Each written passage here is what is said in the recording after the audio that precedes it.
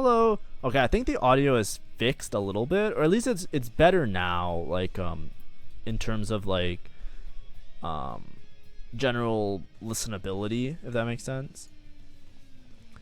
It's a little bit less messed up. All right, so this is a Wandering Trainers game. So I just picked it because it was fun, and everybody kind of picked it because it's fun. I'm looking around. I think one of the best augments in the game, just in general of splashing, just playing around the board, is Alturist. And you can play like Alturist, Dragonborn, Sage. You can play like a very like mixed, a little bit of everything. It's like a very strong board. I've seen it a couple times in lobbies when watching like different streamers and stuff like that. And it's also Duelist. So I looked at this and I said, okay, I wanted either to try like an Alturist board or a Duelist board. And I think most of the lobby was doing that. So I decided, all right, it is time. It is time that I've been talking about it. I will try out Invokers, and I'll try and give some honest assessment of it throughout the video that can kind of help you judge how strong it looks in terms of PBE and everything else. I still Tourist Crown.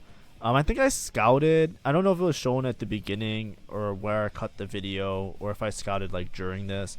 I just remember seeing somebody else with. I remember seeing somebody else with an Alturist Crown, somebody else with a Bruiser Crown, and somebody else with a what's it called, a Duelist Crown. So it would feel really awkward playing into either the Duelist line or the Riven reroll or Bruiser Riven Alturist line.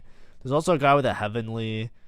It just seems like it doesn't seem like it's gonna happen. So I just decided, okay, let's just like not worry about two of those emblems and let's just focus on the Invokers. And I'm just gonna play 6 Invoker, and I'll just drop one of the shitter units. So I kind of itemized Kog'Maw here a little bit. I think a lot of this video is just gonna be kind of lame. If I'm giving an assessment like really early on for you peeps, sorry I bumped into my mic. If I'm giving an early assessment, I think Invokers, I really didn't like playing it. I don't know how strong it is per se. It felt really strong, but like spoiler alert, I kind of high rolled an AZIR this game, so obviously it's gonna feel strong if you have the AZIR. So I don't know. I think the problem is that it relies so much on the heavy, like the high cost units, where it's not really worth it to build around the low cost units, right? Like Janna's kind of like a support unit.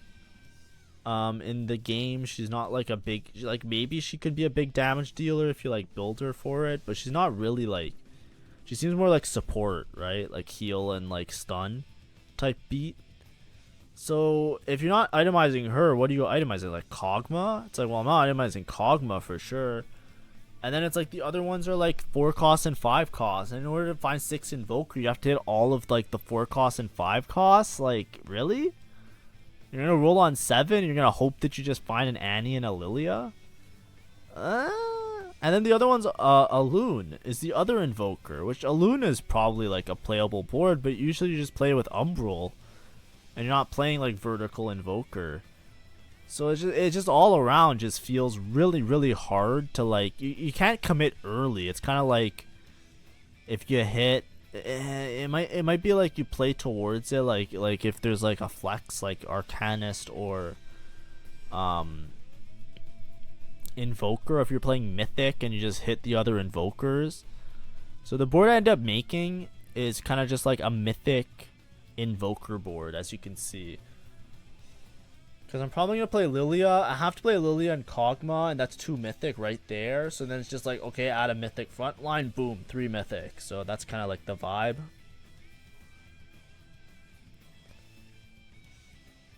Yeah,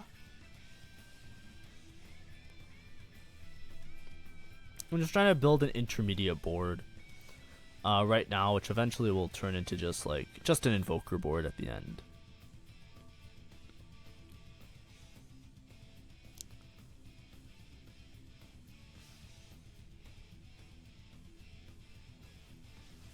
So if you don't know, I was just hovering the trait there.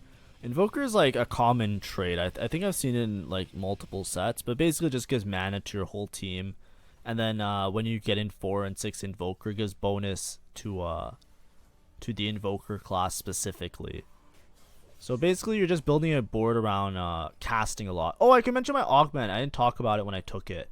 So the reason I kind of forced Invoker as well, that kind of makes sense, is I got the Baboom Augment. So the Baboom Augment is like if a unit casts their ability, they deal 75% more damage for 2 seconds.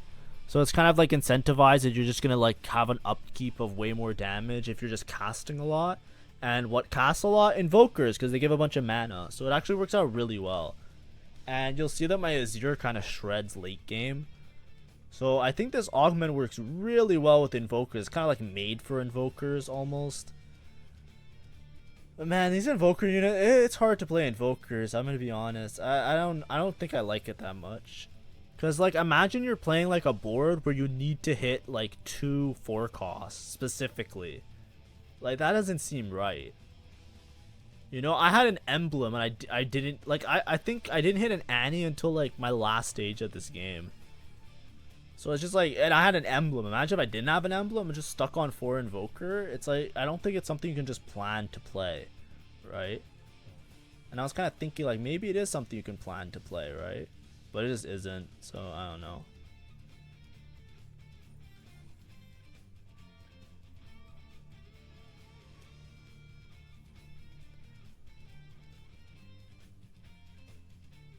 This guy, Fortune, Duelist.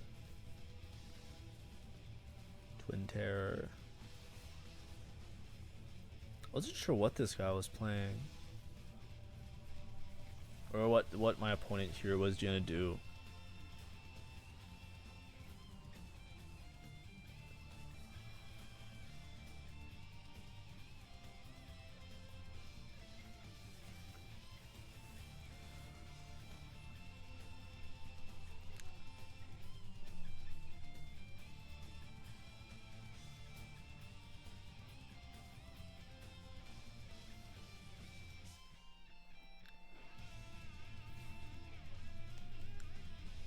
I'm also not really like I guess my money's also really bad this game, which might have been part of it. Because I really played this stage too bad. Right? Like I'm neither loss streaking nor win streaking. I'm holding a bunch of units on bench, but I'm not even playing them. You know.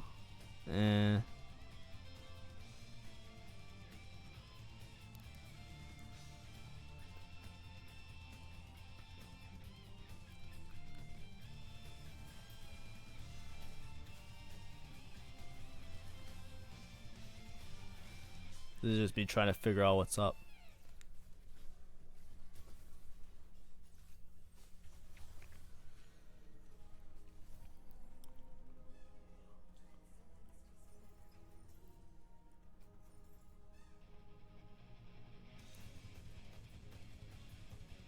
I'm trying to think if there's a better version of the Invoker board. The other problem is that like the frontline unit doesn't have a secondary trait, right? Like the main frontline for Invoker is Annie. But Annie doesn't have like Warden or Behemoth or any of the other traits that are kind of with it. I'm looking at the Exalted, and I was like, ooh, Annie's Exalted. Maybe I can play towards Exalted. I don't know. I don't think I end up ever getting Exalted in. Here I just put in, I'm just playing some like basic traits like around like Alturist, and like eventually I want to play Alturist because I have also I say Alturist, it's Altruist, but whatever, you know what I mean. Soraka's just good to splash in here because she does a lot of damage and she does healing, and she'll benefit from the extra mana from Invokers because like, you know, it helps your whole team. And I probably always want to play Nico. So, like as a mythic to get like the 3 or 5 mythic depending.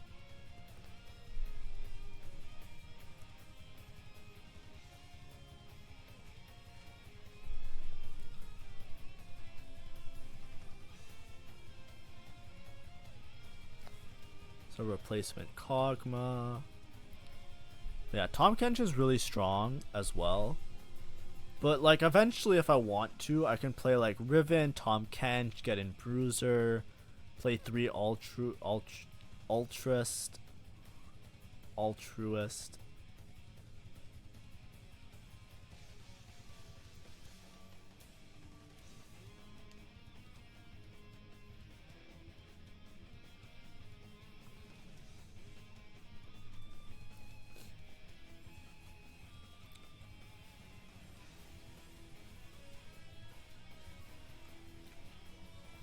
Oh, this guy's okay, so let me explain something. So this guy's augment. So you see the one that looks like a wrench, the opponent.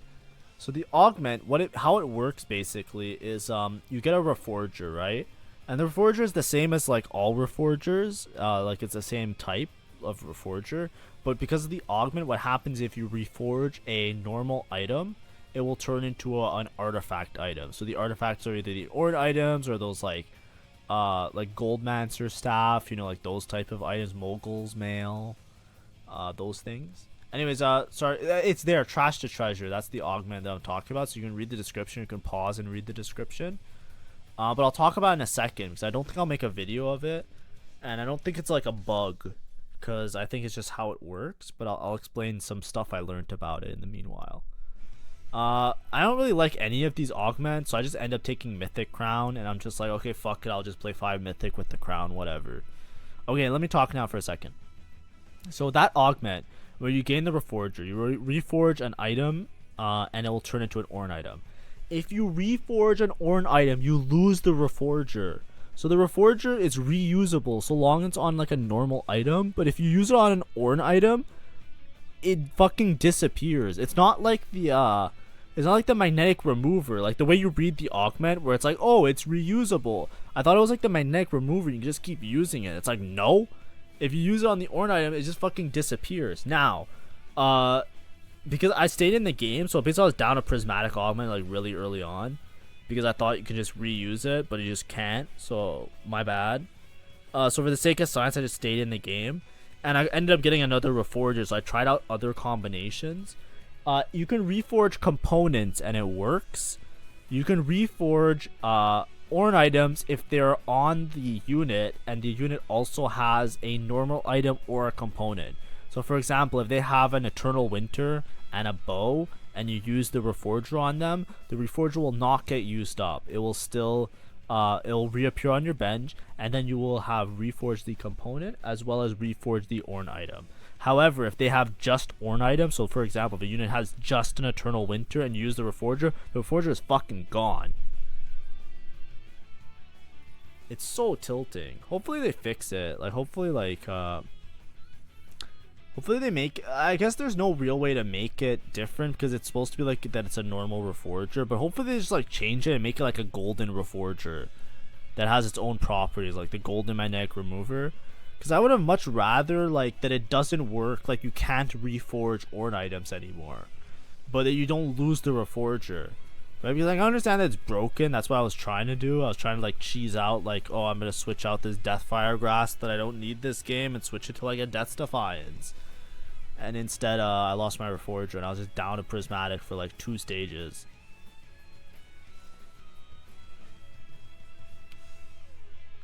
This guy's Warden and Dryden. Yeah, I'm just checking my...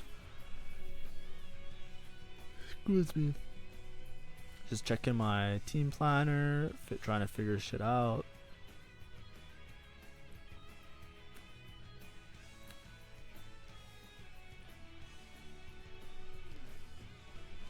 I'm thinking like, should I grab the Lilia with the spat? But I'm not first pick somehow, because I preserved enough HPs, which kind of sucks because now I just don't get good item.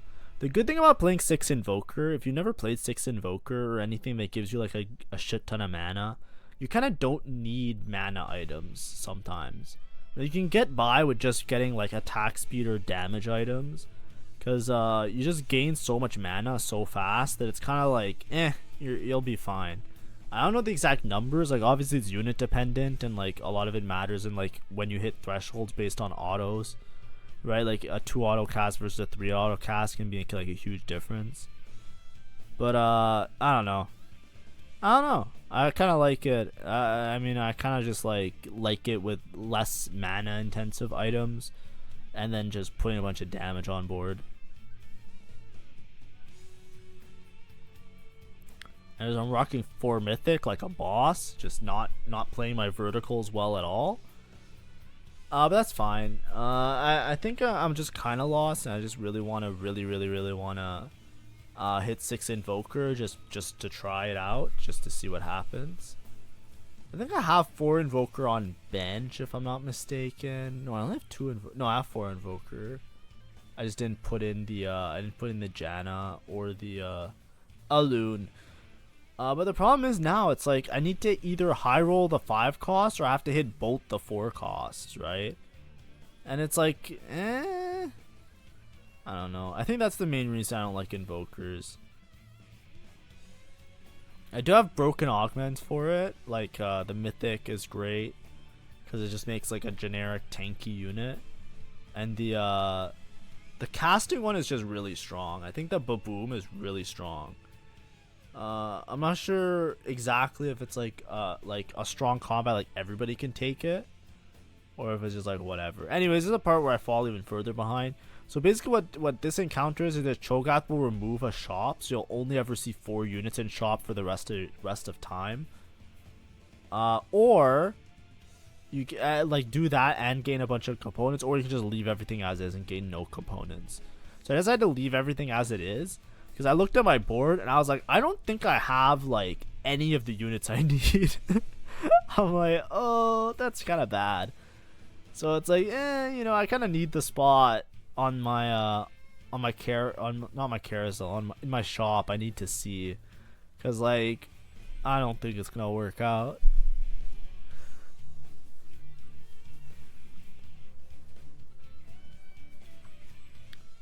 Is that another Dryad player? Yeah, we had double Dryad players, which kind of sucked.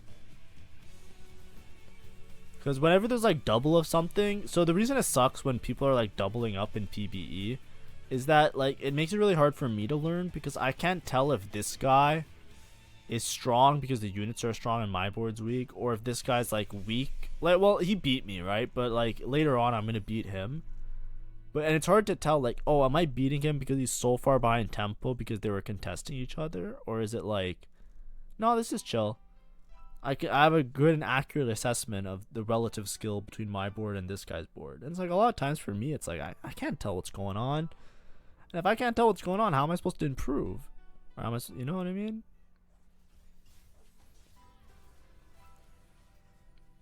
Also, I definitely feel a bit rambly. Okay, so I found one more mythic. That's good. And I'm still level 6. Like, I'm very poor. I'm very behind. But it's not that bad, right? $59. I have almost a full bench, right? That's the part where it matters. Ooh, sorry if you heard that. I got an email. Forgot to close it. I'll close it right now. Your relative wealth. A lot of times it matters to make sure that you have units on bench and you account for the units that are on bench, right? So like I'm 60 gold, level 7, right?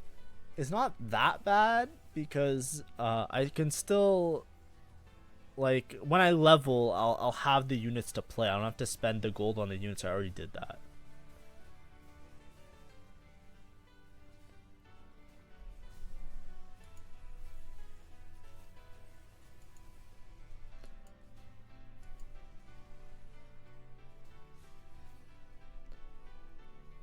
I don't even know where the music's in the, I'm so dumb. The music's in the video.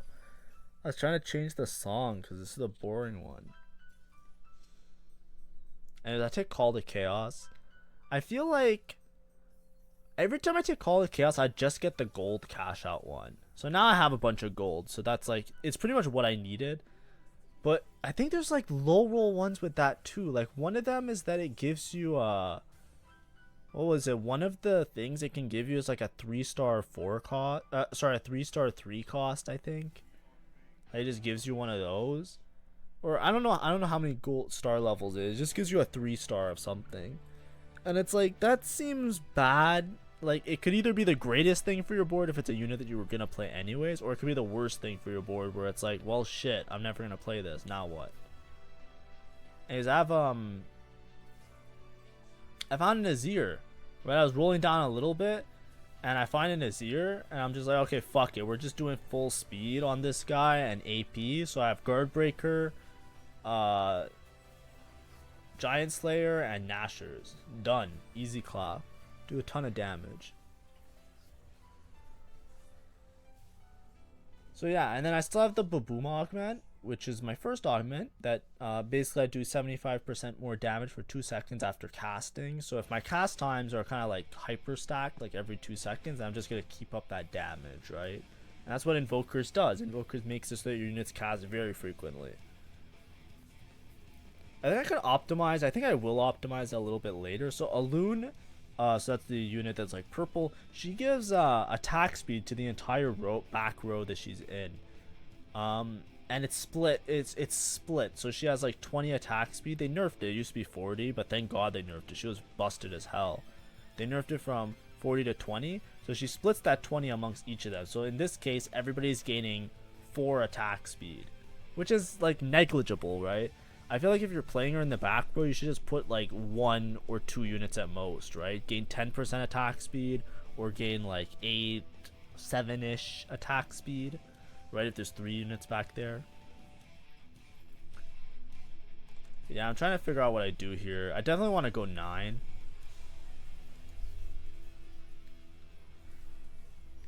Because I don't want to roll super deep. But as you can see, I didn't find an Annie, right? So now I'm just like in this awkward spot where it's like, eh. But I guess with Annie, who do I switch? It's like I probably switch out the Janna. But it's all fine.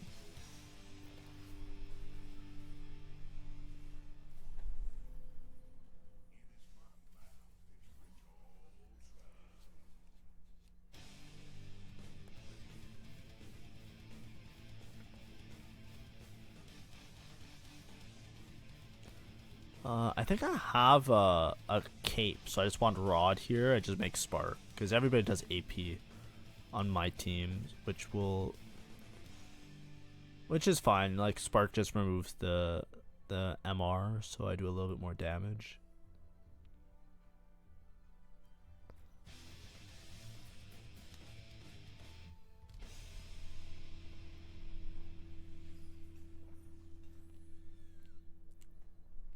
Alright, I don't think anything really changes with this board. I'm gonna skip ahead because this is a VOD review, and I just kind of want to get to some of the later fights because basically this is the board. I think I high roll a duplicator a little bit later, so we're just gonna skip some of the planning phases. And so if it's a little bit choppy right now, that's fine. Hopefully it doesn't make it too bad. It's just like I want to make sure that I get this done and edit it and upload it in time. So I think it's fine if we make it a little bit shorter this time. Because I felt like this game just dragged on. Because, like, as of right now, there's still 20 minutes left of this VOD. And I don't think we want to sit here for another 20 minutes of just watching the same board, right? With very little adjustment. But as you can see, my AZIR is doing a lot of damage. And the Lily is also doing a lot of damage. And the Janna is surprisingly doing a lot of damage. Janna reroll might be a thing. I think she does splash as well, like after she stuns. I think she does a little bit of splash, so it's not strictly single target, which is good. We'll see. Anyways, Kane's in shop, and I choose not to buy them. Why? Because I'm learning. I wonder if there's an invoker reroll line to do as well. Probably not, because you need to push levels to hit in these last 2 invokers, right? To hit the Annie and the Lilia. God, imagine if I didn't have. Imagine if this wasn't a training dummy and I just decided to play invokers. I would never have hit this Annie, and I would always be 5 invoker. It's crazy.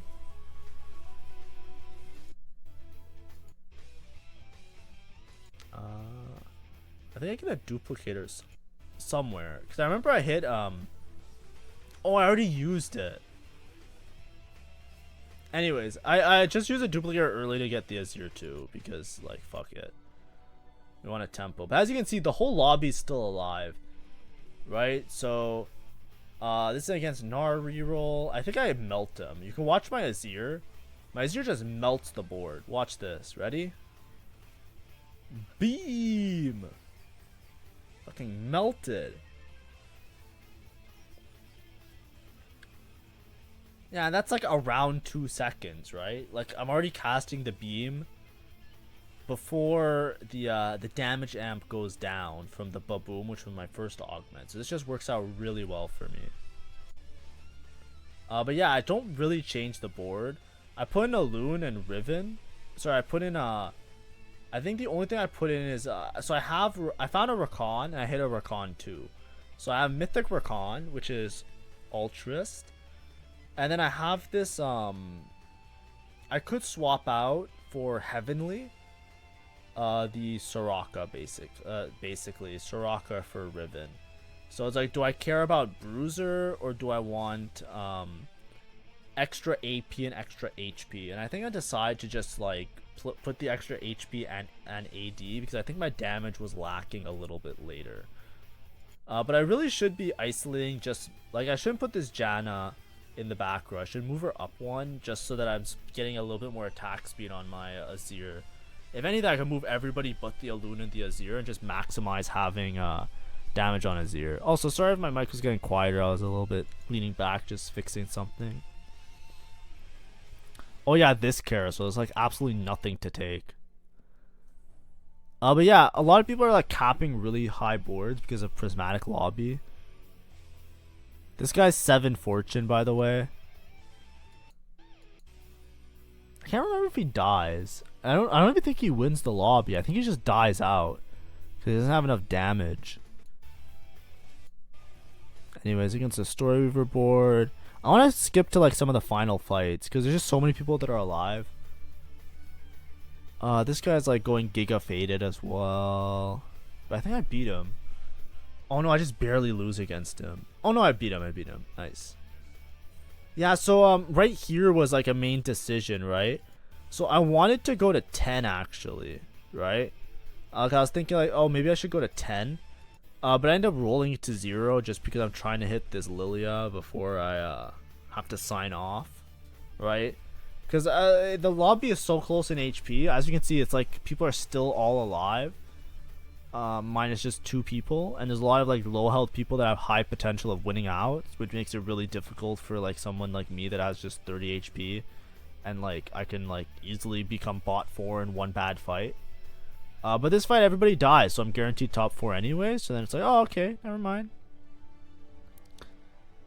This is the Bruiser Story Weaver board. This board's so strong. I forget who I lose to. I think it's this guy. So this guy's 3 Sage. Sage is also very, very strong. Like I wanted to tech in Sage on my board, but I just couldn't. But usually it's a little bit difficult. Anyways, there was one guy that was holding AZIRs because he was playing Dryadens. There was actually 2 Dryden players, but one of them actually hit AZIRs. I try and go for AZIR 3. Spoiler, I don't hit the AZIR 3. I could have sold my whole board to hit the AZIR, but I honestly thought that I had a fighting chance against the other guy, that I thought like, oh, surely I can beat him. Anyways, this board is so fucked. I don't know what it is. Everybody just died. I think it's just the combination of the legendaries and Sage. And I should check what his board is. Do I ever scout it out? Let me go back. I want to scout out this board real fast. Do I check it? Okay, I checked it. Let me check it here.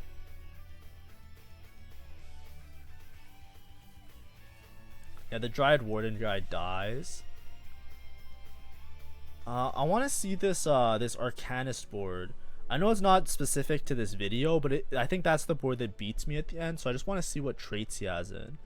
Alright, so he's just 6 Arcanist. 6 Arcanist, 3 Sage. Sage is really strong. So what Sage does, it gives the back row AP and the front row Omnivamp. So it's like really good at just like giving some extra damage and stuff. And then so it's like it's 6 Arcanist, Lysandra, I guess, is like the main Giga thing. And then Sage and Morgana. Oh, I should have also checked out how much damage each of the units was doing. He has so many traits in as well, so it just might be like he has Giga 5 stars. I think the 5 stars are very strong in this set. It's kind of like the capped Jazz board. Like there's always like the I just play all the 5 cost board that's like really strong. I think this one, like what you play is you play Set, Amumu, Lysandra, and that's like a little trifecta because you have Porcelain, Warden, and Lysandra, and then you put in the Arcanist and you can kind of fit it in. But I guess they just have so much AP because they have Sage, which gives AP. You have 6 Arcanist that gives AP, which scales. You have Porcelain, which gives attack speed. I guess it is just the Lysandra. It just has like Giga 5 cost units. Anyways, I finally hit an Annie. Look, it's my first Annie of the game. That's what I mean. Imagine if this was not... I would have been dead. Like, it was a guaranteed bot 4 if I didn't have a spat for Invoker. Okay, let's see how much the damage is. Hopefully I can see the damage report. I should have expanded all the damage reports in PBE, because it's times like these that I wish I had it. I should become more accustomed to doing it all the time. Because, like, he has a Syndra, and I'm pretty sure Syndra is shit, but I don't know if Syndra is actually doing work now, or if it's the Morgana.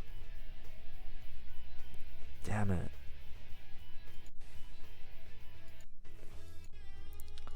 I'm just gonna skip this roll. I was just trying to find AZIR.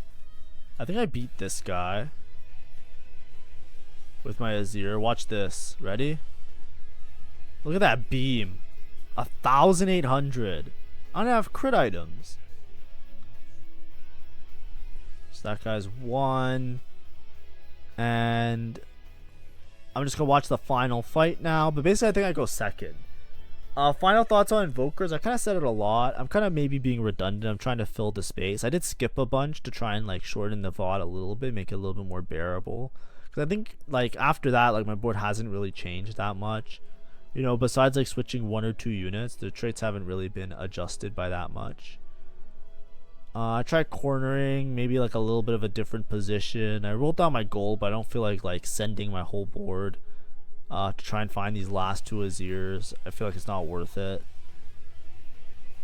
And that's not how I would play in this spot in IRL. Or sorry, not IRL, in ladder. Like outside of PBE. Okay, can I see the damage of... Oh, I'm so stupid. I should have opened up the damage to see how much damage he did to me. But I need to try that board as well now. Because I thought Arcanus was shit. But is it just because of Sage? Is it just because of Sage? I should see what his dummy was as well. But it's fine. Anyway, so Invokers, they feel like they're strong if you can get it online. You really need to have AZIR. I think AZIR with the Invokers works really well. But the problem is it's always going to be frontline, and it's always going to be like the lack of stable units at a low level, right? Because you're basically just playing, if you're playing Invokers, you're basically just playing Mythic. If you're building your team around Mythic, you might just play 7 Mythic and not play 6 Invoker. And if you're playing 6 Invoker, it's like, you really gotta hit the Annie, and then you gotta 2-star them. I don't know. Seems okay, but not that great. Anyways, thank you for watching this video. Hopefully the audio is a little bit better. I think it was a little bit quiet, and then there's some peaks depending on how close I am to the mic. Sometimes it gets really loud. I should be able to fix all of that for tomorrow, and then it should be back to normal, but with a little bit better audio quality. All right. Goodbye, everyone.